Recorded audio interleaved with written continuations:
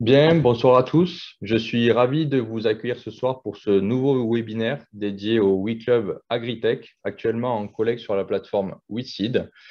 On accueille ce soir les 4 premières sociétés qui ont été sélectionnées dans le cadre du partenariat noué avec Agri Sud-Ouest Innovation. Très rapidement, pour les investisseurs, les WeSeeders qui n'ont pas l'habitude des lives, je vais rapidement vous expliquer comment fonctionne ce webinaire.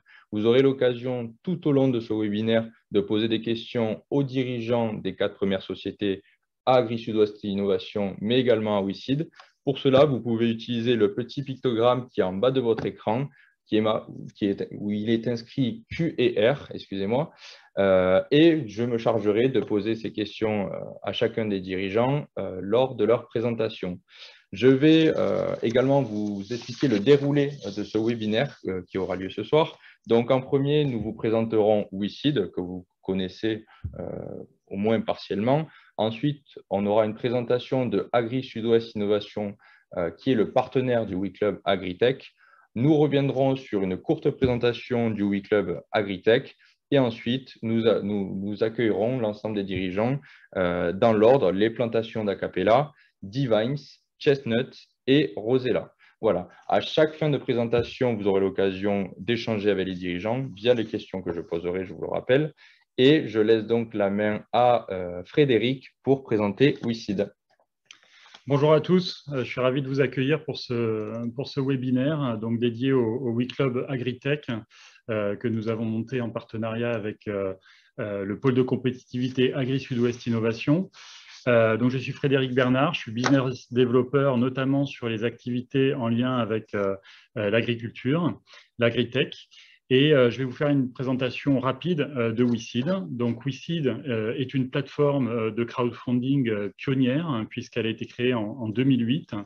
Elle a son siège qui est basé sur Toulouse, mais elle accompagne des projets sur l'ensemble du territoire national. Aujourd'hui, WeSeed, c'est 40 collaborateurs qui accompagnent donc des porteurs de projets innovants et qui contribuent à la transition énergétique et environnementale. Le fonctionnement du crowdfunding aujourd'hui est très encadré et nous avons un statut très exigeant de prestataire de services d'investissement qui est du coup régulé par des autorités financières et qui nous permettent de nous assurer de toutes les opérations, du bon déroulé de toutes les opérations de financement. Nous sommes la première plateforme à avoir pris volontairement le statut de société à mission, c'est-à-dire de s'inscrire dans un projet sociétal, notamment pour les générations futures. Et nous sommes également engagés dans la transition énergétique et environnementale, puisque nous sommes une plateforme labellisée financement participatif pour la croissance verte. Aujourd'hui, WeSeed, c'est 783 projets qui ont été financés, 350 millions d'euros investis et aujourd'hui 369 sorties positives. Notre communauté est large, elle regroupe 185 000 membres et aujourd'hui on peut compter sur un noyau dur de 22 500 investisseurs récurrents qui mettent en moyenne 1 100 euros par projet et qui ont un portefeuille moyen de 14 projets, donc à peu près 14 000 euros sur notre plateforme. Sur la partie transition énergétique et environnementale, petit focus, on a levé déjà plus de 30 millions d'euros, financé plus de 80 projets, avec une répartition à peu près équilibrée entre des interventions en obligations et en actions ou equity. Sur le portefeuille AgriTech, FoodTech, on est aujourd'hui à 7,6 millions d'euros investis pour un peu plus de 30 projets financés. Vous avez des exemples de projets qu'on a pu accompagner jusqu'ici sur la partie de droite, aussi bien dans le domaine de la robotique agricole, de la culture d'insectes, de la revalorisation de friches pour la culture d'amandiers, etc. Aujourd'hui, ce que nous vous proposons, c'est de vous présenter plus en détail une opération de financement collective. Nous avons déjà lancé depuis 2017 6 opérations de ce type-là, levé à ce jour 6,5 millions d'euros sur des thématiques aussi diversifiées que l'immobilier, la santé, l'économie bleue et l'agritech. Ces WeClubs, en fait, ont été à la fois des WeClubs en obligation ou en action. Et sur les WeClub ou les Club Deal, on a les deux noms, effectivement, en lien avec tout ce qui est transition énergétique, environnementale ou santé, on s'est associé à des partenaires de premier plan pour qualifier au mieux les projets que nous proposons aux investisseurs. Et aujourd'hui, je vais laisser la parole du coup à Pierre Compère pour présenter le pôle de compétitivité Agri-Sud-Ouest Innovation.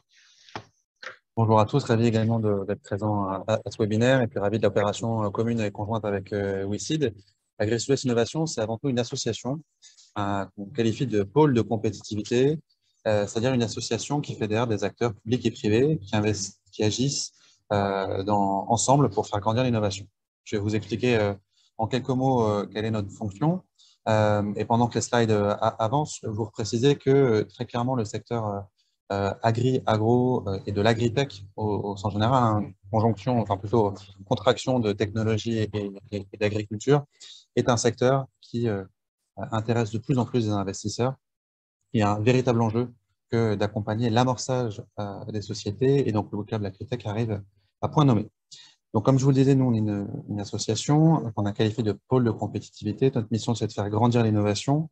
Donc, on fédère des acteurs publics et privés en croisant les mondes scientifiques et économiques, et on joue le rôle de catalyseur d'opportunités d'innovation en étant ancré en Occitanie et Nouvelle-Aquitaine. C'est pour ça qu'on s'appelle Agri-Sud-Ouest Innovation, mais tout en étant un des premiers moteurs des écosystèmes français et européens. On travaille avec tout un tas de partenaires de développement technique et économique que, évidemment, je ne vais pas détailler, mais qui voilà, nous démontrent notre capacité à véritablement mobiliser les meilleurs experts, que ce soit à l'échelle française ou à l'échelle européenne. Pour vous expliquer un petit peu plus concrètement ce qu'on fait, notre métier, c'est sur la base de cette conviction qui est celle de positionner l'innovation agro comme une réponse à des grands enjeux européens, à des grands enjeux contemporains, pardon, que je ne vais pas vous détailler, mais parce que je pense que vous les anticipez bien chacun de votre quotidien, les enjeux de production, les enjeux de décarbonation, les enjeux d'adaptation au changement climatique ou d'amélioration de la performance sanitaire et environnementale des filières agricoles et agroalimentaires. Notre mission concrète, qui est décrite sur les slides suivants, se décline en 4 grands volets. Mais avant ça, je vais justement redétailler les grands domaines d'innovation qu'on accompagne. On peut regrouper autour de l'agroécologie et des biosolutions. Les biosolutions, c'est les alternatives aux produits phyto et aux fertilisants classiques, le numérique et la robotique, puis tout ce qui concerne l'alimentaire et l'agroalimentaire. J'y viens enfin sur les missions concrètes qu'on développe grâce à cette équipe d'une quinzaine de personnes basées à Poitiers, Bordeaux, Toulouse et Montpellier. Sur la slide suivante, on fédère donc cette communauté de plus de 400 acteurs. Il est important d'avoir en tête que c'est en premier lieu des entreprises, avec non seulement des opérateurs directs des filières, mais aussi des équipementiers, fournisseurs de biens et d'équipements et de solutions à ces entreprises. On a un deuxième grand collège composé de tous les acteurs de la recherche, de la formation et du transfert techno, avec les instituts techniques, les agences nationales de recherche, les universités, les écoles d'ingénieurs, les collectivités locales et puis également d'autres acteurs du développement économique avec qui nous collaborons. Tous ces gens-là sont adhérents directs à l'association et notre métier, c'est de les accompagner dans leur développement.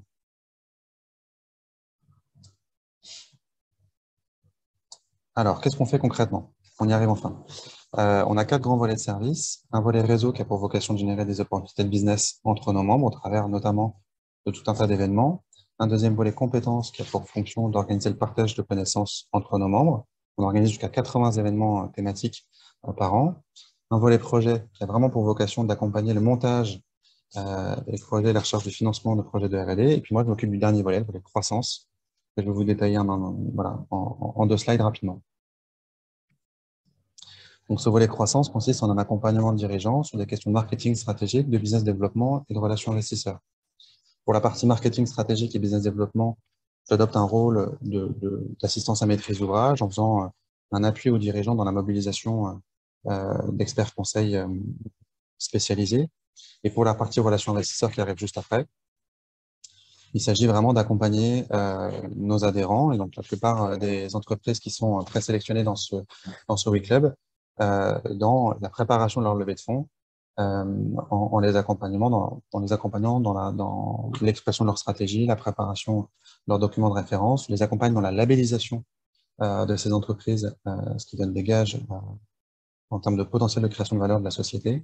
Et puis, je les mets en relation avec des investisseurs, et parmi lesquels WeSeed, bien sûr. Et ensemble, on a construit ce WeClub en revalorisant et en s'appuyant aussi sur de nombreuses initiatives et événements autour de l'agritech dont bénéficient, là encore, ces sociétés présélectionnées qui ont candidaté par notre intermédiaire au WeClub et on contribue aujourd'hui à l'analyse de ces sociétés aux côtés de WeSeed. Merci Pierre. Merci Pierre pour cette présentation qui était très claire. N'hésitez pas à poser des questions à Pierre en bas de votre écran avec le pictogramme QR et je me chargerai de lui poser. Je vais maintenant donner la parole à Frédéric pour qu'il présente le WeClub Agritech. Merci Bastien. Donc, je vais faire un focus maintenant sur le WeClub en tant que tel, le WeClub Agritech. Donc, en fait, le WeClub, c'est un club d'investissement participatif et collectif. L'idée, c'est d'investir dans une grappe de start-up innovantes et à potentiel. C'est une opération qui se distingue des opérations que l'on fait plus classiquement sur WeSeed, où on est en ce qu'on appelle en divide deal, on vous propose un projet, une entreprise.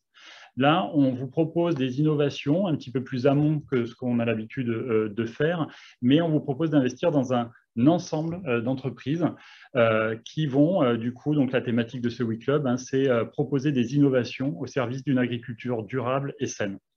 L'objectif, c'est avant tout de réaliser un investissement responsable, de soutenir le secteur de l'agriculture via ces innovations, donc un secteur effectivement très certainement que vous avez à cœur puisque vous êtes présent aujourd'hui, et également, comme a pu le souligner rapidement Pierre, Compère a aussi un potentiel important du coup accompagner ces entreprises à développer leurs solutions innovantes qui vont permettre à la fois de contribuer à la transition agroécologique des filières agricoles, à améliorer leur efficience, à créer et à maintenir de l'emploi au niveau du secteur. Alors, les caractéristiques de cette opération sont qu'on va investir dans des startups, comme je vous l'ai dit, un peu plus jeunes, avec des valorisations de départ moins élevées, mais des espérances de plus-value, par contre, elles, potentiellement plus élevées, puisqu'on intervient plus tôt. L'idée également est de répartir le risque. C'est pour ça qu'on vous propose en fait d'investir dans un ensemble d'entreprises. On répartit le risque aussi bien en fonction de la nature des projets que effectivement dans la typologie d'activité que vont couvrir ces projets-là. Ensuite, le partenariat avec un acteur de premier plan du secteur qui est Agri-Sud-Ouest Innovation permet également de conforter le potentiel des entreprises qui ont été sélectionnées.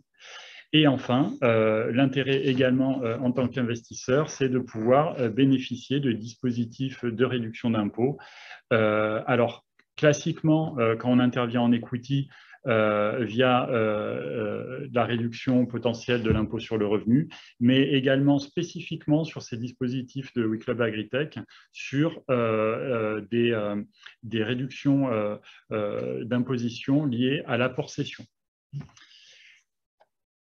Sur voilà, quelques caractéristiques encore de ce WeClub Agritech. Donc, l'idée, c'est de collecter entre 750 000 et 1,5 million d'euros via une souscription unique. Et vous pouvez du coup accéder à ces placements diversifiés. La souscription minimale est de 1 000 euros. Nous créons et gérons une holding financière commune pour l'ensemble de ces entreprises-là. L'idée, c'est de financer entre 5 à 8 sociétés pour des tickets par société compris entre 150 et 400 000 euros. L'horizon de sortie est classiquement celle des opérations que l'on peut avoir sur WeSeed de 5 à 8 ans. Et les frais investisseurs sont réduits par rapport à nos opérations classiques puisqu'ils s'élèvent à 2,9%. Alors, Le processus de sélection est un processus de sélection exigeant, il est important de le rappeler. Donc, tout d'abord, il y a eu une première étape de présélection des entreprises par le pôle Agri-Sud-Ouest Innovation. Certaines de ces entreprises sont d'ailleurs membres du pôle, et donc le pôle les connaît bien. Et le pôle apporte cette expertise-là de connaissance de l'innovation, de connaissance du marché que vont adresser ces entreprises. Ensuite, WeSeed, qui a une grande expertise en matière d'audit de start-up, va réaliser un diagnostic interne pour identifier les forces et faiblesses de chaque projet intrinsèquement, mais également de diagnostiquer les facteurs externes qui vont permettre à ces entreprises de mener à bien leurs projets. Donc WeSeed a aujourd'hui audité de nombreuses startups et dont à peu près 250 dans lesquelles on a déjà investi. Et donc, voilà, une grande expertise sur ce sujet-là, étant pionnier et leader dans le crowd equity. Ensuite, bien sûr, il y a une validation de cet audit par le comité de sélection de projet qui est composé des membres de la direction à la fois de WeSeed Transition et d'Agri-Sud-Ouest Innovation, qui vont, sur la base des audits réalisés et d'experts externes, donner un avis sur le potentiel des projets. Avis qui vous sera soumis, vous, investisseurs du WeClub, et le choix d'accompagner les entreprises une par une vous sera proposé et validé en fonction du quorum donc qui sera réuni sur ces questionnaires qui vous seront transmis. Aujourd'hui, nous avons donc 8 entreprises qui font partie du dispositif que vous pouvez voir là. Nous avons fait le choix via ces webinaires de vous en présenter 4 aujourd'hui et 4 mardi prochain à la même heure, à 18h30. Aujourd'hui, donc, nous allons du coup vous présenter les plantations d'Acapella, Divines, Chestnut et Rosella Biosystem. Enfin, ce n'est pas nous qui allons vous les présenter, c'est eux-mêmes qui vont se présenter. Merci Frédéric pour la présentation de ce WeClub. Et donc, comme il vient de le dire, donc on va maintenant entrer au cœur de la machine, c'est-à-dire vous présenter vraiment chaque société individuellement. Et c'est pour ça que donc, je vais passer la parole à la première société, les plantations d'Acapella, qui seront présentées donc, par Jean-Marc Sanchez, qui est l'actuel président. Oui, merci beaucoup WeSeed et Agri-Sud-Ouest Innovation pour me donner l'opportunité de présenter les plantations d'Acapella aujourd'hui. Voilà, donc là vous avez en gros, je suis sur la photo, vous me reconnaissez peut-être sans les lunettes, avec Rémi, qui est le chef de culture et responsable R&D, et moi-même le président, fondateur des plantations d'Acapella, dont l'objectif est de mettre en place un système de culture rentable et qualitatif dans une zone assez inédite, puisque là, on est situé en Occitanie, plus précisément dans le Roussillon, dans le sud-Roussillon, sur la commune de Saint-Cyprien. Et on est situé aussi dans une serre qui profite de panneaux photovoltaïques et une serre qui fait 4 hectares d'un seul tenant. Et donc avec du goutte à goutte, etc. Et tout un tas de paramètres qu'on va essayer de maîtriser. Donc c'est inédit par la localisation, évidemment, puisque vous savez que le thé est avant tout une culture tropicale ou subtropicale. Inédit aussi par l'ampleur, puisqu'on est quand même là, on a planté 18 000 plants de thé, on va en planter 20 000 cet automne, donc pour couvrir une surface entre 3 et 4 hectares. Et puis inédit aussi parce que le système permet de bénéficier à la fois des panneaux photovoltaïques et qui pour nous est une aubaine parce que les théiers sont des cultures d'ombrage et les Japonais d'ailleurs cultivent des théiers d'ombre qui ont une grosse valeur sur le marché parce que ça permet à la plante de synthétiser des anthocyanes, de la chlorophylle et qui vont donner des caractéristiques assez particulières à ces théiers. Donc tout est le challenge est là. Je regarde la montre parce que j'ai 5 minutes. Voilà. Alors, bon, le contexte est porteur je vous le disais, par rapport aux énergies renouvelables, on est juste exploitant, donc sous les panneaux photovoltaïques, on ne profite pas de l'électricité produite. Nous, notre objectif, c'est d'avoir l'opportunité d'accéder à du foncier, justement, sous ces panneaux photovoltaïques, pour produire la boisson la plus consommée dans le monde, avec, on en parlera peut-être, avec l'usage de biosolutions, toujours dans un modèle agroécologique, en utilisant, bon, c'est mon métier, hein, moi je suis à la base directeur technique dans une société qui produit des biocontrôles et des biostimulants, utiliser des insectes auxiliaires et tout un tas de techniques favorables pour éviter l'utilisation de pesticides, enfin en tout cas de résidus, d'avoir des résidus de pesticides issus de la chimie de synthèse. Donc le marché, en 2 mots, il s'oriente vers la qualité. Bon, c'est un marché qui est énorme. Il y a 15 000 tonnes importées en France. Évidemment, aujourd'hui, il n'y en a pratiquement pas produit en Europe. C'est balbutiant en Bretagne, il y en a un peu. Et donc notre objectif, nous, c'est d'arriver avec un volume, bon, qui sera de toute façon au niveau mondial assez réduit, mais qui pourra être pertinent sur un marché haut de gamme, parce que le marché évolue vers des produits bio, des produits de qualité, et là je cite l'exemple des taux de croissance du marché, notamment spécifiquement pour les maisons françaises qui représentent aujourd'hui, alors maisons françaises qui assemblent en France mais qui ne produisent pas en France, mais il y a un Made in France et une image du Made in France dans le thé, notamment grâce à des marques comme Mariage, Daman, et qui ont des grosses croissances, et des circuits de distribution aussi qui s'orientent vraiment sur des thés de qualité, notamment je cite l'exemple de Palais du thé. Donc on a une augmentation des prix de vente des thés vers quelque chose de plus qualitatif. Alors, plus slide suivante. Et la proposition de valeur qu'on va proposer chez Acapela, c'est d'avoir des thés haut de gamme, évidemment local, et d'ombre, je vous le disais, des thés d'ombre premium qui rappellent un peu les thés japonais, les Gyokuro, ou des thés assez chers, et avec pour objectif de cibler des épiceries fines, de la restauration, des cafés, hôtels, restaurants, et aussi des réseaux de boutiques, notamment puisque je connais un peu le marché, puisque j'ai 2 boutiques à Toulouse qui vendent du café et du thé.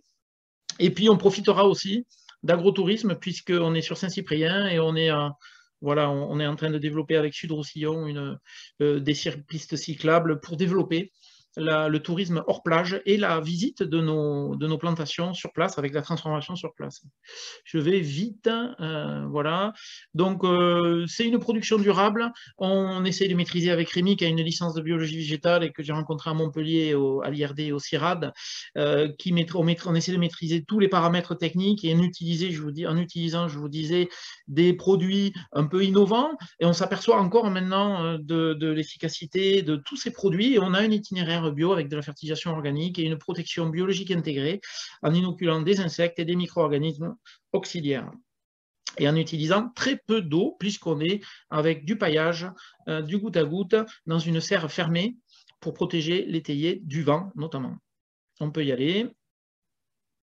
Voilà, donc l'idée, là je parle très rapidement, l'idée c'est d'arriver à terme, il faut 3 à 4, 5 ans à un théier pour produire sa pleine capacité. Donc sur ces 4 hectares, on veut déployer et montrer que le modèle est bon et pouvoir déployer nos surfaces sur d'autres surfaces puisqu'elles sont disponibles et il y a un développement des surfaces agricoles sous panneaux photovoltaïques. Donc on a déjà d'ailleurs été sollicité pour doubler voire tripler notre surface, donc pour planter des théiers et arriver à une économie d'échelle quand même dans ce domaine-là. Voilà, alors j'espère que j'ai fait dans le timing, je me suis... Voilà, 6 minutes. C'était très bien, Jean-Marc. Je vous remercie. Alors, quelques questions suite à votre présentation. Vous nous avez dit que vous testiez différents paramètres techniques dans ces serres. Quels sont ces paramètres techniques plus en détail? Alors concrètement, on teste 19 variétés. On a des variétés qui nous permettent d'avoir des thés différents. On teste la transformation après récolte, puisqu'on a un petit chalet en bois dans les serres où on fait de la transformation en thé vert, thé noir, thé blanc. Je pourrais rentrer dans les détails, mais on roule, on sèche, on a un wok pour fixer pour les thés verts. On va tester aussi, ce qui est hyper important, c'est l'implantation des théiers. Donc, parce qu'on veut arriver à des cueillettes qualitatives, voire mécanisables, pour pouvoir avoir une rentabilité intéressante. Donc, on fait un peu comme les Japonais, on fait des haies avec différentes implantations. Et puis, évidemment, on teste tout ce qui est solutions agronomiques, pratiques culturales, pour avoir à la fois quelque chose de qualitatif et puis quantitatif, évidemment, notamment au niveau de la fertilisation et de la lutte contre les ravageurs et les maladies dans cette serre. D'accord, merci. Aujourd'hui, est-ce que vous réalisez tout en interne ou est-ce que vous êtes accompagné d'un institut technique ou d'un autre organisme qui vous permettent d'aller plus vite, plus loin? Alors, on a 300 plants de café, mais c'est quelque chose qui est anecdotique. On est suivi par le CIRAD. Pour tout ce qui est thé, il n'y a pas d'institut technique dans le thé en France. Donc, on a un consultant pépiniériste qui cultive des camélias parce que le théier est un camélia sinensis et on a des camélias japonica dans nos jardins. Donc, ce n'est pas si fou que ça. Donc, on s'est adjoint les services d'un pépiniériste qui connaît très bien les camélias. On a aussi l'école d'ingénieurs de Purpan, dont je suis issu, pour tout ce qui est laboratoire d'analyse sensorielle. On a la COP qui va nous aider à caractériser ces thés. On a la COP Sud-Roussillon, qui sont les maraîchers qui est juste à côté des paysans de Rougeline, qui nous mettent à disposition ces serres et qui nous aident aussi avec tout ce qui est équipement, main-d'œuvre aussi quand on a des besoins. Donc on a on a la communauté des communes Sud-Roussillon. Enfin, on a pas mal, je pense, le CIRAD, on a pas mal on s'est associé avec pas mal on a utilisé les forces de notre terroir et des gens pour pouvoir nous aider sur certaines problématiques. D'accord. Et Jean-Marc, on peut peut-être préciser que justement le projet de R&D que tu décris, d'innovation que tu décris, avec ce travail collaboratif avec différents partenaires, a été labellisé comme un projet à potentiel par AgriSud Innovation, pour faciliter notamment son accès à des financements publics. Ouais, merci. Oui, on est passé en labellisation chez Agri-Sud-Ouest et on l'a eu. Heureusement, ça faisait partie des étapes. Ouais. Parfait. Est-ce que vos produits seront commercialisés uniquement dans vos magasins? Non, bien sûr que non. Alors, il faut savoir que, bonne question, dans un magasin, on vend des thés de Chine, du Ceylan, de Sri Lanka, de toute origine. Et moi, j'ai des magasins à Toulouse avec, on a prévu de prévoir 2 tonnes, hein, de produire 2 tonnes sur 4 hectares. Donc, on ne pourra jamais le commercialiser de toute façon par nos magasins. Ça représentera toujours une petite partie du volume. Mais par contre, on a prévu de faire du circuit court. On a eu pas mal de reportages et de relais par la presse écrite et la presse radio ou même dernièrement télévisée. Et suite à ça, on a eu déjà pas mal de demandes d'épiceries, de restaurants, donc dans la région Occitanie largement. Et donc notre objectif, c'est de passer par ce circuit-là et aussi de la vente directe, qui représentera une partie de la vente sur place, puisqu'il y a beaucoup de touristes à Saint-Cyprien. Et donc, comme je vous disais, avec la communauté de communes de Sud-Roussillon, il y a une organisation qui va permettre d'avoir des pistes cyclables et d'organiser des visites avec eux. Donc, on va faire du B2B pour répondre à votre question. D'accord, très intéressant. Et dernière question, comment allez-vous récolter et où transformez-vous vos plantations? Alors, on a prévu d'avoir une partie très haut de gamme avec une récolte à la main, avec des implantations très serrées. On a prévu aussi une partie où on pourra récolter un peu comme les Japonais, qui sont des thés haut de gamme et des thés d'ombrage, donc qui seront automatisés c'est comme des taille-huées un peu plus avec des sacs. Donc, on va faire une table de cueillette. Donc, ça sera récolté à la fois manuellement et à la fois de manière mécanisée. Et pour tout ce qui est transformation, aujourd'hui, on a un scale-up dans un chalet qui fait 30 mètres carrés avec du matériel qui nous permet d'optimiser ça. Et au fur et à mesure, c'est prévu dans le business plan, d'ici 2 ans, quand la production va augmenter, on a prévu justement sur place là-bas d'investir, de louer des bâtiments pour pouvoir mettre du matériel. L'objectif étant de transformer sur place pour les visites. Et puis, ça a plus de sens d'aller de la plante à la tasse, j'allais dire, sur le in situ. Très bien. Merci Jean-Marc pour votre présentation et pour vos réponses. Je vous remercie. On va donc passer la main à Divines et donc Benjamin Kawak, CEO, qui va vous faire cette présentation. Merci Bastien, bonjour à tous. Benjamin Kawak, donc je suis du coup le fondateur et PDG de 3D Aerospace et Divine, c'est notre marque pour la viticulture de précision. Du coup, par rapport à Divine, le positionnement de Divine, c'est qu'on est aujourd'hui confronté à trois grandes problématiques. La première problématique est le changement climatique.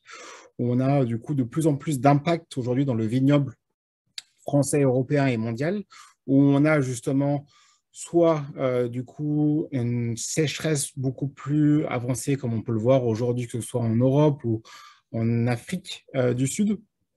On a des marqueurs environnementaux bien plus prononcés avec du gel, comme on a vu en 2021. On a du coup des persistances en termes de maladies qui impactent de manière générale en fait le rendement des vignobles d'une manière du coup globale.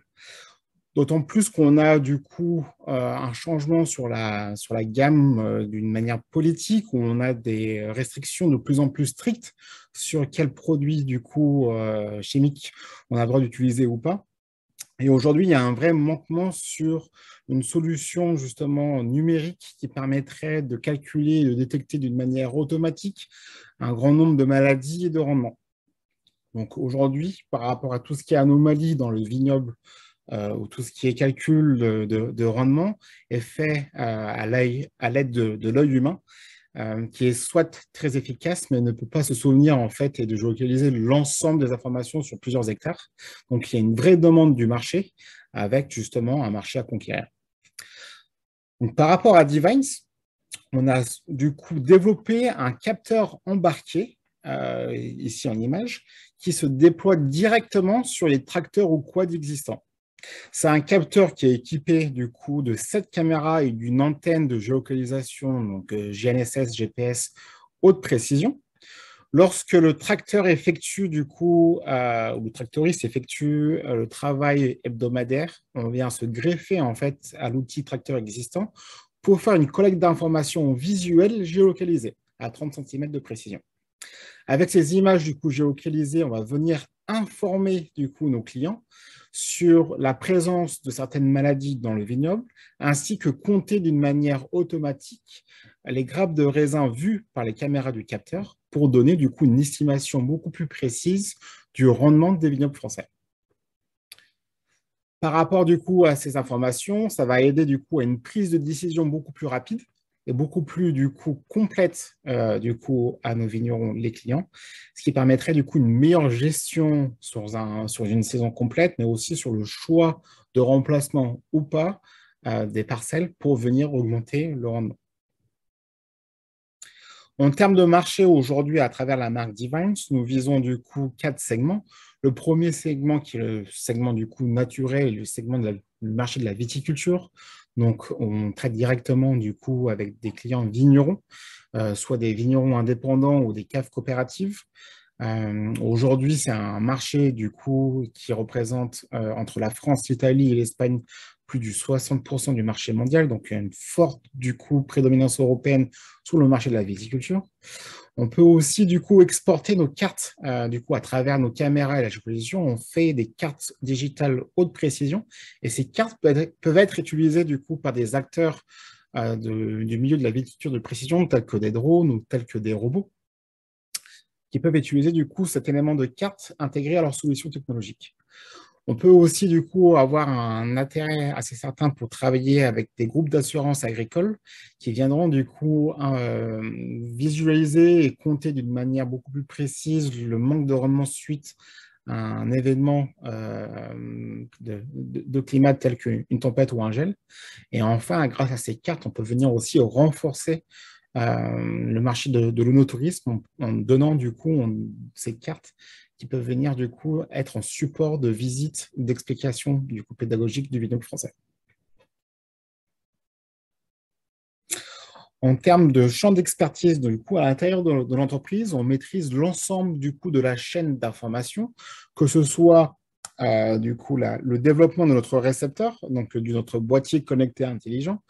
On fabrique et on conçoit du coup la partie mécanique, électronique et logicielle en interne dans l'entreprise.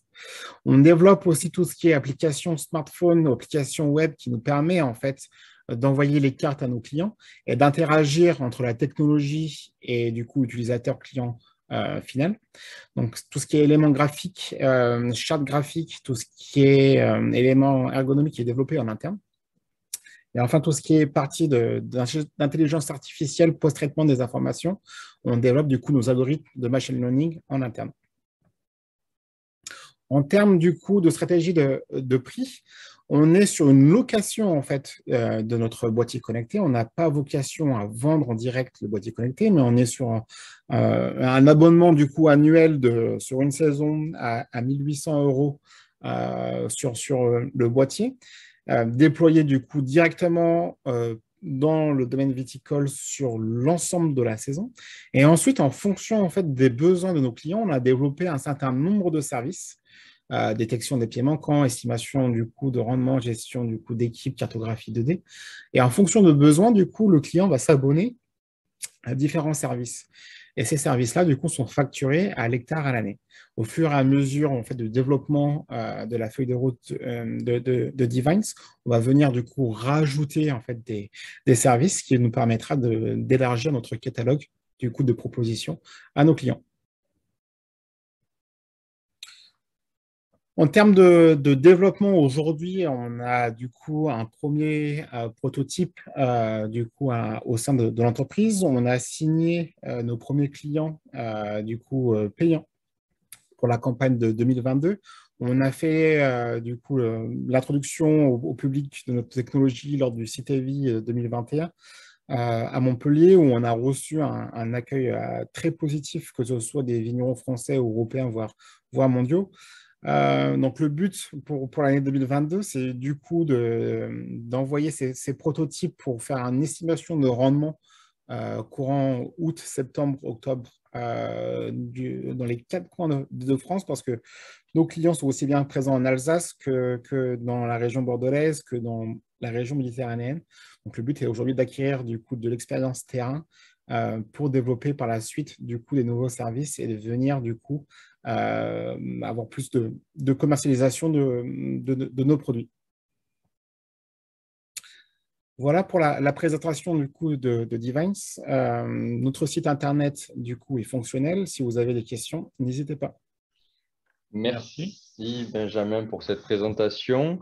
Alors, quelques questions concernant votre produit. Combien d'anomalies, maladies arrivez-vous à détecter? Est-ce que des passages complémentaires entre les vignes sont nécessaires pour détecter les autres anomalies, maladies? Alors aujourd'hui, du coup, on fait un entraînement sur différents types de maladies. On a accès aujourd'hui, du coup, l'entraînement sur la maladie du bois à différents stades, donc dépérissement du coup du vignoble. On vient détecter du coup sur un contraste de couleur une maladie atteinte, un pied atteint de la maladie du bois ou pas. On est en train de, justement, en collaboration avec Agri Sud-Ouest, dans le cadre de Occitanum, on collabore avec Agri Sud-Ouest, Institut français du vin, dans le terme, pour détecter aussi d'autres maladies, que ce soit la flavescence dorée ou que ce soit justement le mildiou sur la partie du coup de maladies viticoles. Le but, aujourd'hui, on est capable de détecter toutes ces maladies. Le but est d'augmenter en fait la base de volume d'images afin d'augmenter le taux de détection. On commercialise du coup nos produits, nos services, une fois qu'on a atteint un seuil minimum de détection de 85%. Aujourd'hui, du coup, le but est d'engendrer un maximum d'images dans différentes parcelles, dans différents cépages, pour augmenter ce taux de détection. On est en collaboration constante avec nos clients pour être au plus proche du besoin pour augmenter ce taux de détection. Et alors, on connaît toutes les problématiques liées à l'acquisition d'images. Aujourd'hui, réglementairement, vous avez réussi à être en ligne avec le fait de rester propriétaire de ces images? Complètement. Alors aujourd'hui, on travaille du coup principalement avec des vignerons indépendants et des caves coopératives sur des terrains privés. Le but aujourd'hui, c'est d'enregistrer des images du coup des ceps de vigne et de la maladie. Donc il n'y a aucun du coup contexte personnel sur l'information du coup, que ce soit des employés ou autres. Le but est vraiment d'augmenter aujourd'hui la connaissance du coup végétatif de la plante du cep, pour venir du coup se concentrer sur tout ce qui est détection d'anomalies, maladies qui auraient un impact directement sur le rendement. D'accord, très clair. Aujourd'hui, par rapport à votre robot, pourquoi est-il sur pied? Pourquoi ne pas avoir juste installé des capteurs sur les tracteurs ou quad? Alors aujourd'hui, du coup, le robot qui est sur pied, c'est juste un système de ventouses qui permettent de s'attacher sur le tracteur ou le quad, justement. Donc, ce n'est pas un robot mobile qui est complètement indépendant et qui se déplace du coup dans le domaine viticole. C'est un robot qui vient se fixer comme un instrument en fait, de navigation sur l'extérieur du quad ou du tracteur. C'est un complément en fait à un tracteur motorisé ou un quad motorisé. D'accord. Alors, on a compris pendant votre présentation qu'il y avait un marché, qu'il y avait même plusieurs marchés. Qu'est-ce qui vous différencie de la concurrence aujourd'hui, des autres solutions qui se trouvent sur votre marché? Alors aujourd'hui, c'est un marché en devenir, hein. Il y a de plus en plus de développement en termes d'applications marché, que ce soit dans la viticulture, mais aussi du coup sur d'autres applications, que ce soit sur les céréales ou sur les arbres fructifères. Sur la partie de différenciation, aujourd'hui, notre but, nous, c'est de pas en fait de venir en prestation. Le but, c'est de rester justement sur une saison complète afin de développer des modèles de détection qui sont propres à chaque client et propres à chaque parcelle. Donc, on n'a pas un modèle en fait générique qui va venir faire du boulot d'une manière générique. On va développer du coup sur le moyen terme des modèles propres à chaque parcelle pour venir justement améliorer ces taux de détection. Et d'une saison à une autre, du coup, on sera capable de suivre les évolutions lentes du coup de rendement afin justement de voir ce qui n'est pas visible aujourd'hui à l'œil humain sur justement des carences, sur une gestion du coût en question de la parcelle. Et ce sera grâce justement à des algorithmes développés et qui seront du coup customisés par client qui arriveront justement à avoir ce niveau de précision. Et comment fonctionnent ces algorithmes dont vous venez de parler? Alors, c'est des algorithmes qui sont directement du coup implémentés dans le cloud, dans une base de données. Et en fait, qui sont propres du coup à chaque parcelle. Chaque pied aujourd'hui, chaque élément d'infrastructure viticole est numéroté et identifié. Donc, lorsque le tracteur passe tous les rangées ou tous les 2 rangées ou tous les 3 rangées, on sait exactement du coup où notre boîtier se situe et on a justement dans la base de données du coup l'ensemble d'informations telles que le nombre de pieds présents, le nombre de pieds absents, le numéro de la rangée, le nombre du coup de sections dans la rangée et du coup tout ce qui est aussi densité de plantation. À partir de ces informations-là, du coup, on va regarder différents paramètres en fonction de la saison. Si on est dans la saison, par exemple, du coup printemps-été, on va regarder tout ce qui est du coup information de santé du coup du pied du cep, avec des informations telles que la densité foliaire, telles que justement tout ce qui est présence ou absence de grappes de raisin. Sur les grappes de raisin, pour les rouges, on va regarder les degrés de maturité en fonction de la couleur des grappes de raisin. Donc, chaque algorithme, en fait, est spécifique à ce qu'on recherche dans l'image. On a des algorithmes qui vont venir compter le nombre de pieds. On a des algorithmes qui vont venir justement détecter tout ce qui est dépérissement maladie du bois. On a des algorithmes qui vont venir juste compter le nombre de grappes de raisin. D'autres algorithmes qui vont venir du coup détecter ou avoir une moyenne de couleurs par grappe de raisin. Donc, chaque algorithme, justement, a un service précis qui répond à un besoin précis. D'accord, très clair. Et donc, dernière question, vraiment pour faire un récap de la proposition de valeur aujourd'hui de Divines. Quels sont les services actuels et les futures possibilités? Bien sûr, aujourd'hui, les services actuels, le coût calcul et géolocalisation à 30 cm près des pieds manquants ou absents dans le domaine. Estimation du rendement par rendement, on entend du coup nombre de grappes de raisin présents par mètre du coup carré dans le domaine viticole, avec du coup information sur la taille en termes du coup petite grappe, moyenne grappe, grande grappe.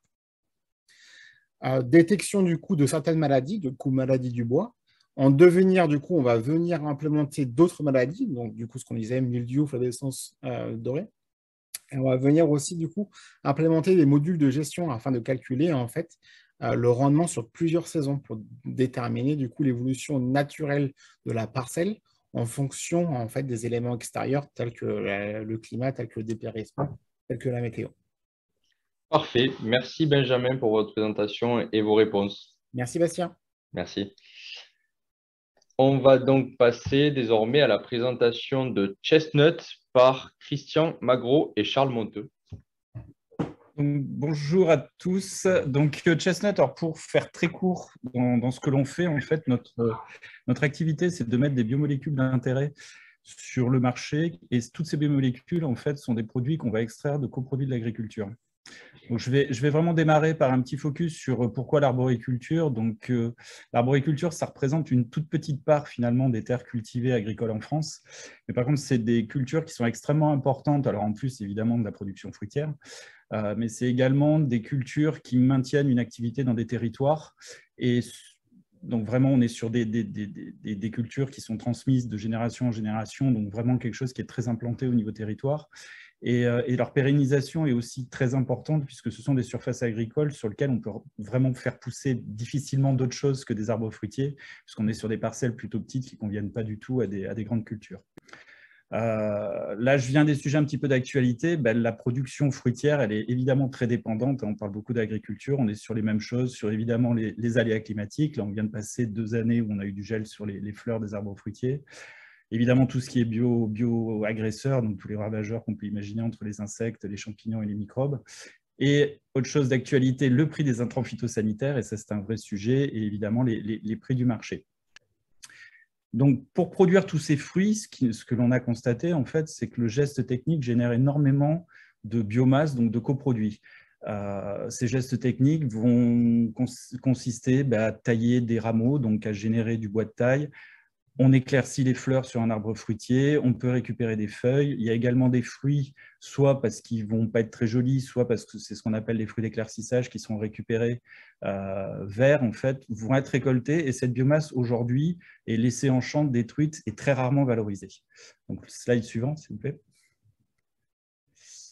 Donc, nous, ce que l'on fait, en fait, c'est dans toute cette diversité de biomasse, en fait, c'est d'identifier à l'intérieur de ces coproduits des biomolécules d'intérêt pour des marchés donnés. Et pour extraire ces biomolécules, à Chestnut, une fois qu'on les a identifiées, on conçoit les procédés pour les extraire, on les formule pour les différents marchés pour pouvoir les commercialiser. Donc, notre objectif est d'abord de vendre des extraits de plantes qui ont des activités pour différents marchés.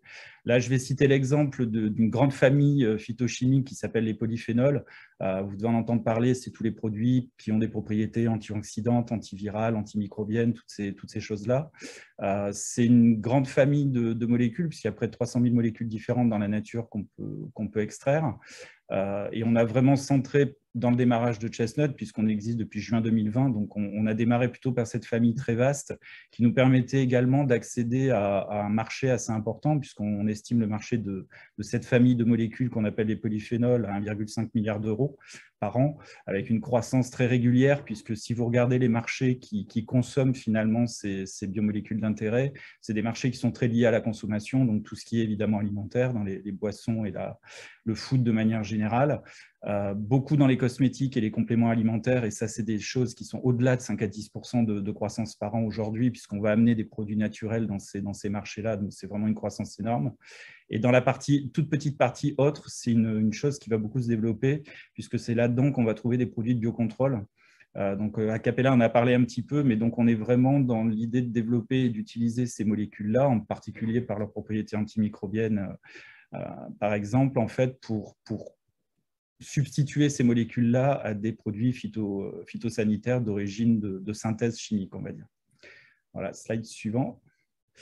Donc aujourd'hui, je vous ai pris l'exemple, alors toujours dans le cas de ces polyphénols, sur les 2 exemples des cosmétiques naturels et des compléments alimentaires qui sont vraiment sur des croissances vraiment très importantes. Et j'ai essayé de lister un peu sur les besoins de ces marchés-là. Et encore une fois, vous pouvez transférer ces besoins sur l'alimentaire et les autres marchés dont j'ai parlé précédemment. Et comment on va répondre à ça? Donc, effectivement, nous déjà, on amène une notion de naturalité. Aujourd'hui, on parle de plus en plus de produits naturels ou en pourcentage de naturalité. Mais ce qui est intéressant aussi et important pour tous les transformateurs, puisqu'on se positionne uniquement sur du B2B, donc tous nos produits vont rentrer dans des produits transformés. C'est d'abord une sécurisation des approvisionnements. Donc, nous, aujourd'hui, tous nos produits sont développés sur d'abord le verger. Donc, on est basé sur Valence, donc tous les vergers qu'on va trouver dans la vallée du Rhône, entre Lyon et vraiment la Camargue, on va dire. Donc, on est vraiment sur du circuit très court, du circuit local, c'est-à-dire qu'on prend directement le coproduit en champ pour aller le transformer et extraire les biomolécules d'intérêt. On cherche de plus en plus, évidemment, dans la logique environnementale des produits qui sont respectueux de l'environnement. Alors nous, c'est vrai qu'on est sur des matières originales, on est sur du coproduit, donc on n'est pas sur une production dédiée, donc on ne crée pas des intrants et des besoins supplémentaires.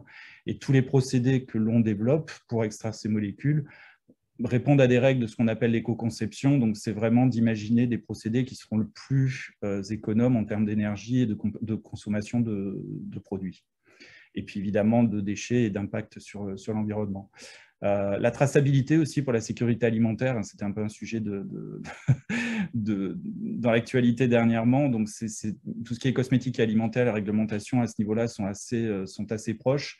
Donc, l'avantage d'utiliser une matière première qui est issue de la filière agroalimentaire, c'est qu'on peut avoir une traçabilité, même génétique, de la plante d'où va être extrait cultivé le coproduit et dont on va extraire les biomolécules. Donc, il y a vraiment une traçabilité totale là-dessus. Et en plus, on maîtrise nos procédés d'extraction. Donc là aussi, on peut vraiment documenter et renseigner le consommateur final sur toute l'histoire du produit, du départ jusqu'à sa consommation. Sur l'utilisation des matières végétales sans compétition avec l'alimentation, ça c'était vraiment une chose qui est sortie, entre autres quand il y a eu beaucoup de développement sur les biocarburants qui utilisaient des amidons, enfin des produits alimentaires comme du sucre. Nous aujourd'hui, on est clairement sur du coproduit qui est absolument pas consommé, donc on rentre pas du tout dans la compétition et c'est vraiment de l'upcycling de coproduits. Donc du coup, ça veut dire que quelque part, on va valoriser un geste technique qui est fait, le valoriser pour créer du revenu supplémentaire.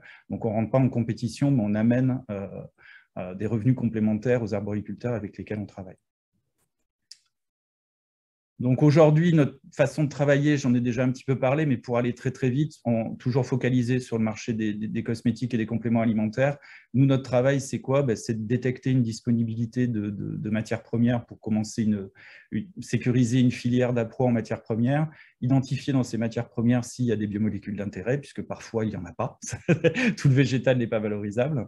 Une fois que c'est identifié, on développe les procédés qui vont nous permettre d'extraire, de purifier, de formuler les biomolécules d'intérêt pour après s'adresser donc directement B2B. J'y viendrai tout à l'heure sur la commercialisation. Deux points importants, je reviendrai sur les contrats d'approvisionnement en coproduits. Aujourd'hui, on a noué de nombreux partenariats avec des arboriculteurs pour garantir notre sourcing en matières premières. Et également, toute la partie fabrication, en fait, tous nos procédés sont développés en laboratoire pour pouvoir après faire une montée en échelle auprès de sociétés de façonnage en fait, avec lesquelles on travaille et qui nous permettent de produire de quelques kilos à plusieurs tonnes de molécules d'intérêt. Aujourd'hui, donc, en termes de commercialisation, pour les deux marchés dont je parle depuis tout à l'heure, les principaux, notre business model, c'est soit de s'adresser à des gens qui facialement font la même chose que nous, c'est-à-dire qu'ils produisent des ingrédients, mais nous, on peut arriver vers ces gens-là en disant voilà, on a sécurisé une filière complète de quasiment la graine de l'arbre fruitier jusqu'à la biomolécule d'intérêt. Donc, on arrive avec des filières complètes et on travaille beaucoup avec ces sociétés-là. Donc, ils ne sont pas forcément des sociétés très connues du grand public puisque eux travaillent également en B2B, mais on travaille également avec des sociétés cosmétiques majeures comme Yves Rocher qui un petit peu je dirais le symbole de la naturalité depuis le début. Donc, c'est vraiment des gens avec qui on collabore pour leur donner des produits complètement naturels avec un sourcing très sécurisé, local, français, enfin vraiment dans tout ce qui est recherché aujourd'hui. Et même chose sur des fabricants de compléments alimentaires qui recherchent aussi ce côté sécurisation, pouvoir dire qu'on est dans du Made in France, du produit naturel et ainsi de suite. Slide suivant, pardon. Donc, pour faire tout ça, alors vous avez vu qu'il y a quelqu'un à côté de moi depuis tout à l'heure. Donc, vous avez deux des fondateurs de Chestnut. Donc, gérer la partie plus technique de Chestnut. Donc, à tous les deux, on a à peu près 60 ans d'expérience dans deux domaines. Donc, pour moi, je suis issu, en fait, j'ai travaillé sur Toulouse dans tout ce qui était valorisation de coproduits de l'agriculture. Donc, il y a presque 30 ans. Donc, c'est vraiment quelque chose de connu. Et moi, j'ai fait toute ma carrière justement dans tout ce qui est développement de procédés. Et Charles, donc, qui répondra à vos questions plus sur la partie amont, qui lui donc, est ingénieur agronome et surtout a eu une exploitation arboricole pendant 30 ans. Donc, on a quand même une bonne connaissance, je dirais, de cet écosystème, sachant qu'on est quand même très entouré aussi parce qu'on a besoin, alors je vais citer très rapidement, au niveau des institutionnels, depuis le début, on est accompagné et incubé par AgroParisTech Innovation. sur tout le projet. Et du coup, on a un pendant aussi sur des partenariats de R&D, puisqu'on a déjà commencé à financer des thèses sur les sujets dont on parle. Donc, évidemment, on a tout le laboratoire d'AgroParisTech, également le laboratoire de chimie agro-industrielle à Toulouse, où j'ai fait, moi, ma thèse. Donc on les connaît bien, il y a le CRI de Qatar qui a adossé à cette activité-là. En termes de sous-traitants, donc là, on est sur les sous-traitants pour la production. Je vous disais, ça va du CVA qui est à Brive, qui, lui, peut nous produire quelques kilos, avec toutes les qualités qui vont bien sur les bases de procédés qu'on aura développés nous, et des gens comme Vegextra qui, eux, vont plutôt nous produire quelques tonnes. Et évidemment, et ce n'est pas parce que c'est les derniers que c'est les moins importants, on a un très bon accompagnement de 2 pôles de compétitivité qui couvrent du coup vraiment complètement les filières auxquelles on s'adresse entre l'amont et l'aval. Donc, ils sont évidemment Agri-Sud-Ouest Innovation et le pôle Innovalliance qui est plus sur le côté sud-est de la France et qui se dit être le pôle de la naturalité, donc qui va plus être sur les filières et sur les parties applicatives en alimentaire, en cosmétique et tous les marchés qu'on peut adresser. Slide suivant. Donc, qu'est-ce qu'on a fait depuis juin 2020? Parce que je disais qu'on était créé depuis là. Donc, très vite, on a créé en vrai 2 laboratoires, mais surtout un laboratoire de chimie où vous devez voir quelques appareils derrière moi. Donc, c'est ici qu'on identifie les molécules, qu'on fait les développements de procédés. L'ancienne exploitation de Charles nous sert un petit peu de laboratoire à ciel ouvert pour justement tester tout l'impact sur les différentes variétés de fruits et ce genre de choses. Et ça nous sert aussi beaucoup pour l'échantillonnage des biomasses et identifier les molécules d'intérêt. On a un statut de jeune entreprise innovante. Donc, pour nous, au niveau comptabilité, c'est quand même très sympathique. Et on va profiter de l'augmentation de capital qui est un petit peu la raison pour laquelle on est ensemble aujourd'hui. On va intégrer le fait d'être une société à mission dans nos statuts. Wicid en a parlé un petit peu pour leur cas tout à l'heure. Et enfin, et c'est vraiment la chose qui est extrêmement importante, et c'est pour ça que je parle de stratégie et de confidentiel, c'est que c'est vraiment une grosse partie de notre savoir-faire, c'est la gestion de toute notre vivier d'arboriculteurs en fait, qui nous font confiance et qui sont vraiment impliqués dans notre projet, parce que pour nous, c'est vraiment important de faire ce lien entre l'arboriculture et le monde industriel, parce que sans eux, on n'existerait pas, et c'est intéressant aussi de faire des ponts entre des métiers qui ne se parlent pas forcément. Aujourd'hui, on a environ 1000 hectares, 1000 mètres carrés, ça ne fait pas des masses, mais 1000 hectares d'arbres fruitiers, enfin, des partenariats avec des arboriculteurs qui correspondent environ à 1000 hectares de surface cultivée, donc plutôt sur la partie Rhône. Et les 500 hectares supplémentaires, c'est un partenariat qu'on commence à développer avec la Corse, en fait, sur la filière de la clémentine. Donc, on est en train de regarder pour valoriser les coproduits de cette filière-là. En termes de construction d'entreprise, donc aujourd'hui, 90% de l'entreprise appartient à ses fondateurs. On a fait une première levée de fonds en Love Money l'année dernière. On n'a pas tout mis en capital social, mais du coup, on a une réserve de fonds propres, et j'y reviendrai tout à l'heure, qui est assez importante. D'un point de vue commercial, aujourd'hui, je vous ai mis 3 exemples très symptomatiques. Aujourd'hui, on travaille avec une filière amande, je ne pourrais pas rentrer plus dans les détails, pour justement consolider en fait, la filière amande, donc de production d'amandons finalement depuis ces arbres-là. Donc tous les coproduits de cette filière-là pour construire carrément une unité avec des acteurs de cette filière sur la production de molécules d'intérêt. Et après, on revient à ce que je vous disais au niveau commercial, donc des accords de co-développement avec des gens dont c'est le métier de fournir des biomolécules, des actifs, des ingrédients, enfin tout ce qui peut être sorti du végétal. Et on a également, on commence à avoir des accords de confidentialité qui sont des accords de partenariat et de développement pour des échantillonnages auprès d'acteurs majeurs des cosmétiques naturels. Et on commence aussi un petit peu en alimentaire. En termes de propriété intellectuelle, donc, alors nous aussi, on a été labellisé, mais pas encore par Agri-Sud-Ouest, mais par le pôle Innovalliance. On a eu un label sur un de nos projets qui touchait la filière pêche sur une valorisation, encore une fois, de ces coproduits. Via AgroParisTech, on a eu une première publication, il y en a 2 autres qui vont suivre, publication scientifique sur un sujet, une molécule d'intérêt qui est justement un polyphénol qui était extrait de rameaux de cerisier Et on a également une thèse de doctorat qu'on a démarrée en septembre l'année dernière, qui a plus une vocation à poser les bases pour les marchés, la pénétration du marché des biocontrôles avec nos produits. Donc cette thèse a démarré depuis presque 1 an maintenant. Nous, en interne, on a étudié, alors les 35 coproduits ne sont plus vraiment justes, à mon avis, c'est une bonne quarantaine de coproduits de l'arboriculture. Donc par étude, s'entend identification des molécules d'intérêt, développement des procédés. En produits qu'on espère commercialisables, on est sur une vingtaine de coproduits et on a déposé 2 enveloppes solo qui tournent autour de la valorisation et des différentes filières sur lesquelles on travaille. Et je crois que c'est le dernier slide après. Donc là, par rapport à la levée de fonds dont on est en train de parler, donc on est sur des niveaux de levée de fonds, hein, Frédéric Bernard en parlait tout à l'heure. Aujourd'hui, on a déjà démarré tout le processus pour être labellisé Agrio, donc pour pouvoir obtenir des obligations convertibles de la part de la BPI, sachant qu'on a déjà, pour continuer avec la BPI, des accords de principe avec la BPI et notre banque pour avoir du prêt à hauteur de la levée de fonds. Et une autre petite chose aussi, on a un processus avec le financement Initiative, sur lequel on a un prêt d'honneur qui vient d'arriver, donc on a travaillé là-dessus. Et on a également été identifié comme société à impact positif, pour tout ce qui est environnemental et sociétal. Donc ça pourra nous ouvrir des accès à des prêts très intéressants supplémentaires.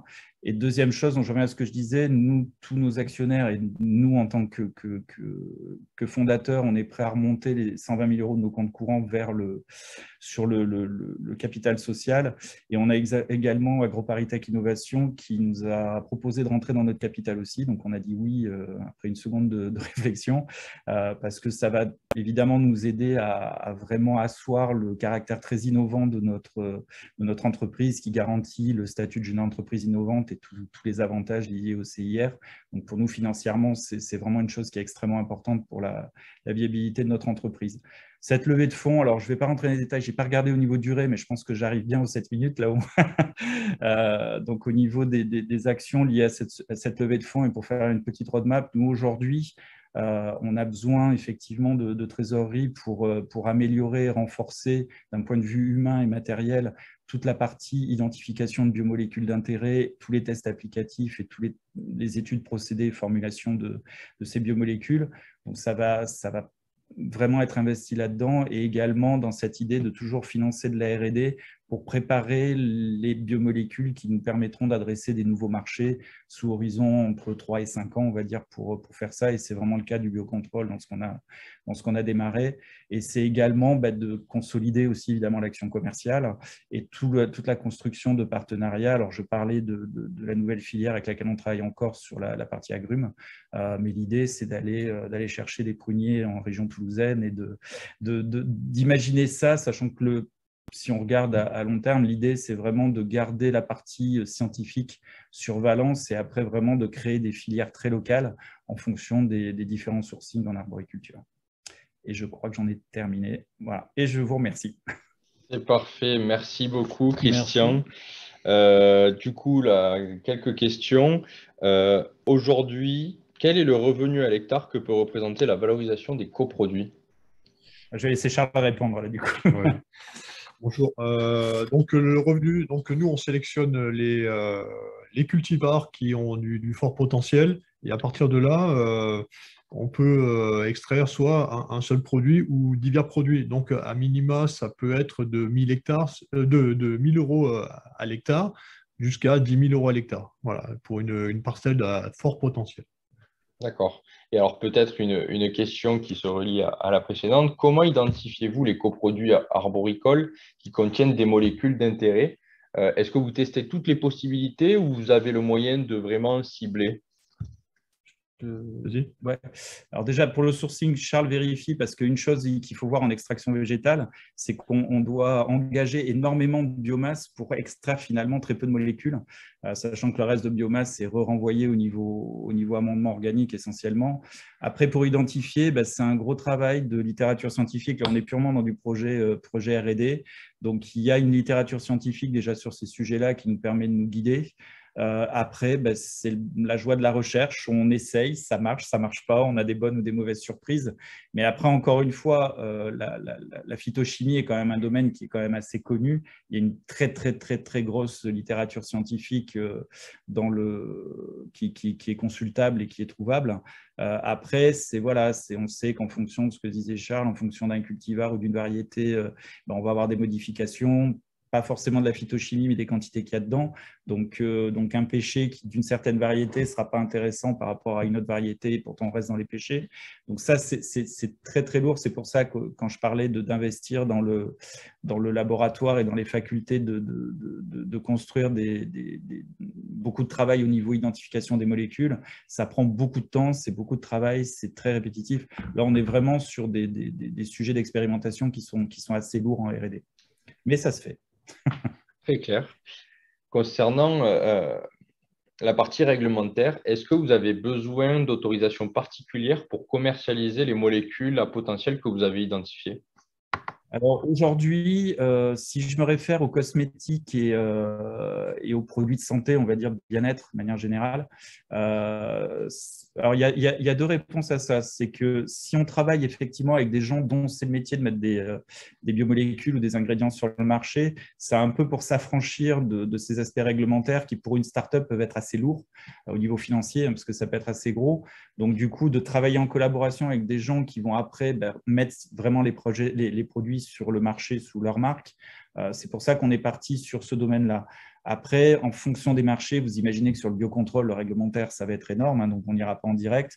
Sur le cosmétique, aujourd'hui, la réglementation est assez accessible, on va dire, pour des startups comme la nôtre. Je disais, il y a par exemple des exigences sur l'origine génétique des matières premières. Donc ça, pour le coup, on est plutôt bien là-dessus. L'éco-conception des procédés, c'est quelque chose qui est assez cadré. Donc on sait, en fait, on a très peu de choix finalement dans les solvants, les technologies et tout ce genre de choses. Et au niveau réglementaire, aujourd'hui, pour les cosmétiques, il y a ce qu'on appelle le référentiel INCI. Si vous prenez n'importe quel produit cosmétique, quand vous avez la liste des ingrédients dedans, en fait, c'est très codé, en fait, cette liste d'ingrédients, et il suffit d'être finalement dans ce référentiel INCI pour être accepté par quelqu'un qui va formuler des cosmétiques. Donc là, on est sur des choses assez légères et sur quelques études microbio, ce genre de choses, mais ça reste accessible aujourd'hui, ce qui est beaucoup plus compliqué en parfumerie, étrangement. Mais voilà, c'est des choses qu'on essaye, et quand c'est accessible pour y aller en direct, on va travailler en direct avec des gens qui vont utiliser les ingrédients qu'on vendra sous la marque Chestnut. Et si vraiment il y a une barrière à l'entrée liée au réglementaire, on va plutôt passer par des sociétés installées et travailler en partenariat. D'accord. Et donc, dernière question, comment sont construits les partenariats avec les arboriculteurs? Alors, les partenariats donc, avec les arboriculteurs, on sélectionne en priorité des entreprises qui ont un réel impact sur leur territoire.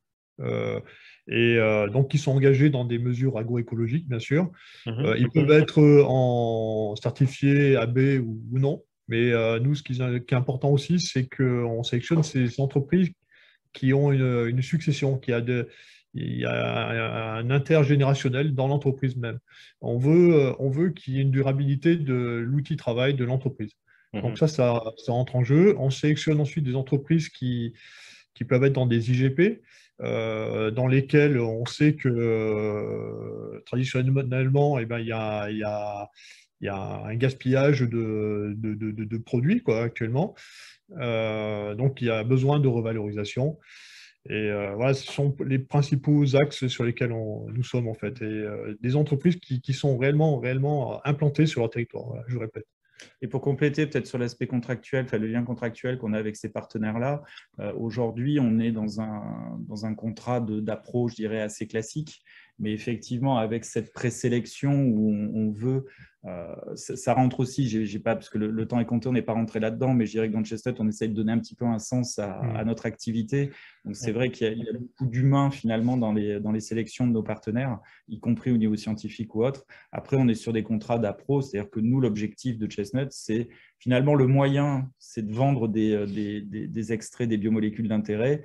Et l'objectif, finalement, c'est de créer du revenu et quelque chose de pérenne auprès des arboriculteurs. Donc, nos contrats sont vraiment construits dans ce sens-là et sur la durée. C'est pour ça que je disais aussi qu'on les implique, ils sont tous venus au labo, ils Ils ont tous mis une blouse pour faire des manips, ça c'est important pour nous. Mais c'est vraiment de justifier l'intérêt et de manière un tout petit peu cynique, nous c'est aussi un moyen de garantir nos appros parce que c'est vraiment un point clé dans la chaîne de valeur et la force de ce qu'on peut proposer, d'avoir des produits qui sont vraiment maîtrisés sur toute la chaîne. Parfait. Merci Christian, merci Charles pour votre pitch et pour vos réponses qui étaient très claires et très complètes.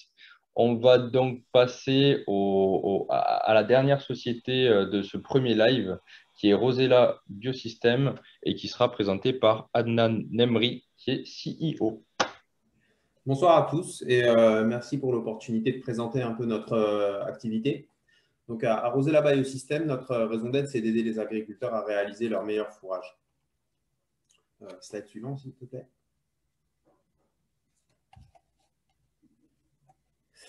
Alors, dans l'équipe, actuellement, on est 4. 3 d'entre nous, on a un profil scientifique et technique. Donc, moi-même, Vipoul et Mathéa. Et Marie-Cécile, elle apporte le pendant marketing et business à l'équipe.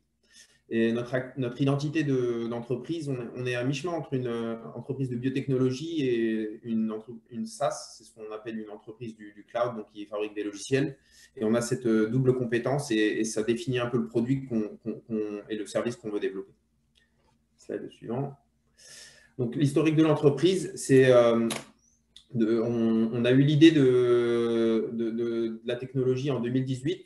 Et à l'époque, j'habitais en Allemagne et on était collègues avec Vipoul, mon cofondateur. Et puis, courant 2020, je me suis rapatrié en France, à Montpellier. Et on est rentré dans l'écosystème de l'innovation locale avec une incubation au BIC de Montpellier Métropole et Agro-Valo Méditerranée, qui est l'incubateur de Montpellier Supagro et de l'INRAE. On a été labellisé Deep Tech par BPI France sur la base de notre technologie. Et on est constitué depuis septembre dernier. Donc, on est sorti de la phase d'émergence quand on a réuni les financements, dont la bourse French Tech Émergence et un prêt Créalia. Et ça nous a permis de démarrer vraiment notre phase d'amorçage avec un premier recrutement, celui de Mathéa. Donc, on est à peu près au début de notre phase d'amorçage et on est en train d'essayer de réunir le financement qui va nous permettre d'accélérer cette phase. Alors, le problème auquel on s'adresse, c'est la fabrication de fourrage par les agriculteurs éleveurs. Donc, pour donner un peu de contexte, chaque année, les agriculteurs éleveurs font pousser des plantes sur leur surface et ces plantes sont récoltées avec pour seule finalité de nourrir les animaux. Et c'est en gros ce que mange l'essentiel des vaches laitières et vaches à viande tout au long de l'année. Elles mangent très peu d'herbes dans les prairies. Pour l'essentiel, c'est des plantes qui sont récoltées, par exemple du maïs, puis fermentées pour leur conférer des propriétés de conservation.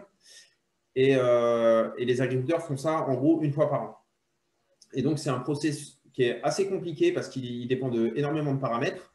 Et de manière générale, la fermentation, elle n'est pas toujours réussie. Et ça a 3 types d'impacts sur l'agriculteur. En premier lieu, un impact économique. Donc, la fermentation microbienne ne se passe pas très bien. Et en fait, il y a des micro-organismes adverses qui poussent dans le fourrage, qui consomment le fourrage. En fait, ils commencent à pourrir. Et donc, c'est des pertes sèches de rendement et aussi de rendement laitier, parce que les animaux mangent un fourrage qui est moins nutritif, donc ils sont moins productifs. Donc, c'est un gros manque à gagner pour les agriculteurs dans le monde. Le deuxième élément de risque, c'est un impact sanitaire. Donc, les micro-organismes qui prennent le dessus quand le fourrage est mal maîtrisé, c'est en général des pathogènes et c'est eux qui contaminent les tankers de lait, qui contaminent les usines de fabrication de fromage, etc. Et on finit avec des pizzas à la salmonella ou à la listeria. C'est en gros, ça part souvent de la ferme et sur la ferme, ça part souvent du fourrage. Le troisième impact, il est environnemental. Donc, ce qui est important de comprendre, c'est qu'en fait, les micro-organismes qui consomment ce fourrage avant qu'il soit donné aux animaux, en fait, ils dégagent des émissions, des gaz à effet de serre en quantité importante. Et à l'échelle de la planète, nous, on a calculé, c'est à peu près 1 à 2% de toutes les émissions de CO2, tout secteur confondu. Et donc, on pense qu'il y a quelque chose qui peut être fait pour restaurer la rentabilité des agriculteurs et à la fois améliorer la santé et réduire l'impact environnemental de cette activité. Slide suivant. Donc, on a inventé cette technologie qu'on appelle la prédiction métagénomique. Et sans trop rentrer dans les détails, c'est un peu un modèle d'intelligence collective qui permet en fait de collecter des informations sur plusieurs fermentations qui se font, par exemple, sur des fermes séparées les unes des autres sur le territoire. Et en captant des informations des paramètres qui sont choisis par les agriculteurs pour conduire les fermentations et des données en sortie, une fois que la fermentation est réalisée, et en monitorant à mi-chemin durant la fermentation grâce au séquençage ADN pour identifier les microbes qui sont présents. Donc, on mélange tout ça dans un modèle statistique et ce qu'on obtient à la fin, en fait, c'est un réseau de corrélation statistique qui permet de corréler les fermes les unes avec les autres. Et en gros, l'application finale, c'est de transmettre les meilleures combinaisons de paramètres, les meilleures recettes au sein du réseau, d'un agriculteur à l'autre. Voilà, sans trop rentrer dans les détails, je serais content de répondre plus en détail s'il y a des questions. Slide suivant, s'il te plaît. Donc, l'offre de service, elle a deux pendants. Donc, c'est vraiment ce côté biotech et ça, c'est le premier service, c'est l'offre Zymodiag. C'est un outil de diagnostic et il est basé sur le modèle du laboratoire d'analyse où l'agriculteur échantillonne son fourrage. C'est ce qu'on voit ici avec la foreuse et le sac dans lequel l'échantillon finit. Puis, il est envoyé au laboratoire. Et une fois au laboratoire, nous, on conduit une analyse 3 en 1 qui consiste en premier lieu en un séquençage ADN total du fourrage qui nous permet de dériver ce qu'on appelle le métagénome, c'est-à-dire l'ensemble des micro-organismes qui sont présents et leur ratio par rapport aux plantes. Ces micro-organismes, on les catégorise en neutres, favorables ou défavorables, donc pathogènes ou probiotiques. Dans un second lieu, on fait une analyse en spectroscopie proche infrarouge pour dériver des paramètres nutritionnels. Ça, c'est le truc plus standard qui est fait sur le fourrage. Et en troisième, on fait une analyse toxicologique du fourrage. Et de ça, en fait, ça nous donne un peu une radio du fourrage et on peut dériver un score de qualité qui est à la fois nutritionnel et sanitaire. Et c'est assez nouveau, c'est complètement nouveau sur le marché. Et sur la base de ce qu'on identifie dans le fourrage, on peut préconiser des interventions ciblées à l'agriculteur. Et donc, ces interventions ciblées, et Zymodiag, il existe dans Zymocast, qui est notre outil une collection d'outils d'aide à la décision qui a vocation d'aider l'agriculteur tout au long de l'activité à améliorer son process. Slide suivant. Donc, notre modèle, en gros, la proposition de valeur pour l'agriculteur, c'est à peu près 10 pour 1 en termes de ce qu'il dépenserait dans notre solution par rapport à ce qu'il peut en retirer en termes de revenus supplémentaires et de malus évités. Et donc, on pense qu'on a une bonne carte à jouer pour les agriculteurs. Slide suivant. Nos cibles, comme j'ai expliqué, c'est dans un premier lieu les prescripteurs directs d'analyse, qui sont souvent les coopératives laitières, dont les fermes sont adhérentes. Et c'est assez centralisé, très, très concentré en France, par exemple. Dans d'autres pays, c'est encore plus concentré, où, par exemple, tous les éleveurs laitiers, par exemple, font partie seulement d'une ou deux coopératives. La cible numéro 2, c'est les utilisateurs finaux, qui sont en fait les agriculteurs éleveurs, à proprement parler. Donc, c'est une cible plutôt éclatée. Et dans un dernier lieu, les prescripteurs indirects, par exemple les vétérinaires, fabricants d'aliments, qui interagissent avec les agriculteurs et qui souvent leur recommandent ou leur financent des analyses de fourrage. Le marché, c'est à peu près… Donc la taille du problème, c'est de l'ordre de 25 milliards annuels de manque à gagner pour toute la filière. Et le marché de l'analyse de fourrage, c'est 600 millions annuels et en croissance. Donc notre modèle économique, c'est un modèle économique de conversion basé sur la vente de logiciels et d'analyse de fourrage. Et l'idée, c'est de faire basculer les agriculteurs d'une analyse unique vers un modèle d'abonnement annuel où ils payent pour tout l'écosystème de logiciels et, par exemple, 3 analyses tout au long de l'année pour suivre leur fourrage tout au long de l'année. Aujourd'hui, on est en phase d'émergence. On a signé nos premiers clients payants. Et donc, on essaie d'accélérer notre offre commerciale et développer notre prototype sur cette base. Là, on utilise encore la preuve de concept pour fournir la prestation commerciale. On vise donc une levée en seed vers la fin de cette année et une série A en milieu d'année 3. La levée qu'on vise aujourd'hui en seed, donc c'est de l'ordre de 850 000 euros, avec 150 000 euros d'equity et une grosse part de dette convertible et de dette. Et c'est censé nous durer 18 mois et couvrir 9 salaires. Et donc, c'est pour ça qu'on est aujourd'hui dans le pool WeSeed et on espère que ça va marcher. Voilà, je vous remercie pour votre attention et je serai content de répondre à vos questions. Merci Nan pour cette présentation. Donc, quelques questions. Est-ce que votre technologie s'applique seulement au fourrage ou est-ce qu'elle s'applique à autre chose que le fourrage? C'est une bonne question. Le brevet qu'on a déposé, il s'applique à toutes les fermentations. Donc, ça s'applique à la production par exemple, de méthane pour le gaz. Ça s'applique à la fermentation alcoolique pour la vinification, par exemple. Ça s'applique à la fermentation des restes alimentaires dans des fermenteurs. C'est plus large. D'accord. Étant donné les enjeux, avant l'utilisation de votre solution, comment était suivie la qualité des fourrages par l'agriculteur, les chambres d'agriculture? Est-ce qu'il existait des outils pour évaluer la qualité de ces fourrages? Oui, il en existe. Aujourd'hui, les agriculteurs, systématiquement, ils font par exemple une analyse par an. Et la technologie qui est choisie, en général, c'est la spectroscopie infrarouge, c'est un peu le standard. Et ça permet de dériver des paramètres nutritionnels pour les calculs de ration. Ce que dit pas l'analyse, c'est la qualité sanitaire du fourrage. Donc, il peut être chargé en tuberculose ou en anthrax, mais nutritionnellement, il a l'air à peu près correct. Et potentiellement, c'est une bombe à retardement pour la ferme. D'accord. Et donc, que peut faire un agriculteur lorsque le diagnostic du fourrage montre qu'il y a un problème? Il y a plusieurs interventions qui peuvent être entreprises. Et c'est pour ça que c'est important d'avoir un diagnostic qui est précis. Donc, par exemple, si jamais le fourrage est chargé en mycotoxines, donc en champignons qu'on produit des toxines, ces mycotoxines, en général, elles peuvent être absorbées, par exemple, en mélangeant des argiles dans la ration.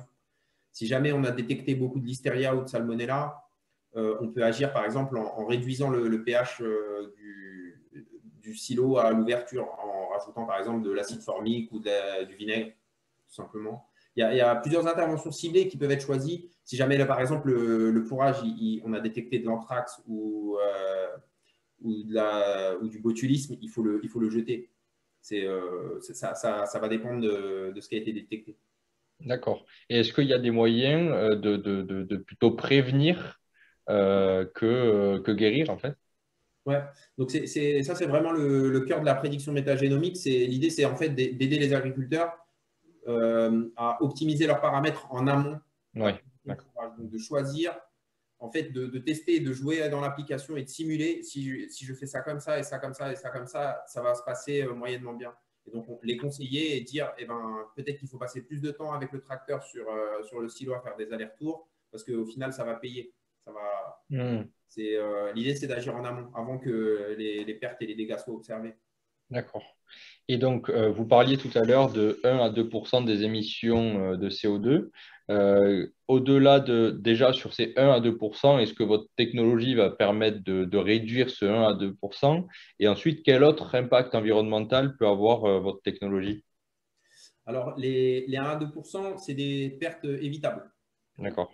C'est ce qu'on a, c'est mesuré, c'est les estimations globales de pertes de matière sèche après récolte. Donc, ça correspond, pour remettre un peu en contexte, ça représente 20% de toutes les surfaces cultivées pour le fourrage. Et les surfaces cultivées pour le fourrage, c'est plus de la moitié de toutes les surfaces cultivées sur Terre. Donc, c'est vraiment énorme, en fait. Donc, c'est 1 à 2%, nous, on pense qu'ils sont évitables. On pourrait en théorie les éviter. Et l'autre impact environnemental, j'ai envie de dire, bon, il y a d'autres impacts, hein. Il y a d'autres émissions de gaz à effet de serre que le CO2. Il y a les oxydes nitriques, il y a le méthane qui est produit par les vaches parce qu'elles ont une digestion difficile. Mais au-delà, l'impact principal, ce sera sur le bien-être animal, je pense. Au-delà de l'impact environnemental, le fait que les animaux vont manger un fourrage sain et nutritif et se porter mieux et être moins malades et moins souffrir, en fait. D'accord. Et donc, dernière question. Donc, vous nous avez dit que le produit était déjà commercialisé, qu'il y avait déjà des premiers intéressés. Quelle est la typologie de vos premiers clients? Nos premiers clients, c'est des prescripteurs d'analyse. Donc, c'est en général des entreprises semencières ou des gros industriels de l'agribusiness dont le modèle, c'est de vendre des additifs aux agriculteurs ou du concentré pour corriger les rations. Et souvent, en fait, ils offrent dans leur prestation commerciale une analyse. Et donc, ils ont quelques problèmes qu'ils n'arrivent pas à résoudre. Par exemple, pour l'alimentation ovine, par exemple, pour la fabrication de Roquefort, le fourrage, il contient beaucoup de listeria ou de salmonella. Et par exemple, pour la fabrication de Roquefort avec du lait cru, le lait ne peut pas être pasteurisé. Donc, si jamais il est contaminé, c'est perdu. Et donc le problème auquel ils essaient de répondre, c'est d'éviter les contaminations dès le fourrage, de les détecter très tôt pour agir. D'accord. D'accord. Merci beaucoup, Adnan, pour votre présentation et pour vos réponses à nos questions. Donc, merci à tous les dirigeants d'avoir pitché aujourd'hui et d'avoir répondu à nos questions. Merci à Pierre également de Agri Sud-Ouest Innovation. Merci à Frédéric pour ta présentation de WeSeed et du WeClub Agritech. Donc, pour rappel, pour les investisseurs, donc on a eu la chance d'assister à une présentation des plantations d'Acapella, Divines, Chestnut et dernièrement Rosella Biosystem. Qui sont les 4 premiers candidats au WeClub Agritech. WeClub Agritech qui est actuellement en collecte sur la plateforme WeSeed. Si aujourd'hui vous êtes intéressé pour investir dans ce WeClub, vous pouvez vous rendre sur la plateforme weseed.com et cliquer sur WeClub Agritech. Si jamais vous avez des difficultés ou des blocages, vous pouvez bien sûr contacter notre service investisseur qui se fera une joie de vous orienter sur cet investissement. Voilà. Je remercie encore une fois nos dirigeants, tous les investisseurs. Et donc, je vous rappelle que le second live concernant le WeClub Agritech, donc avec les 4 derniers candidats, aura lieu mardi prochain, donc le 24 mai, à la même heure, 18h30. Et on aura l'occasion d'assister aux présentations de Green Shield, Asolia, Amiculteur et Végétal Signal. Merci à tous et bonne soirée. Merci. Au revoir. Merci pour votre participation. Merci, Bastien. Au revoir à tous.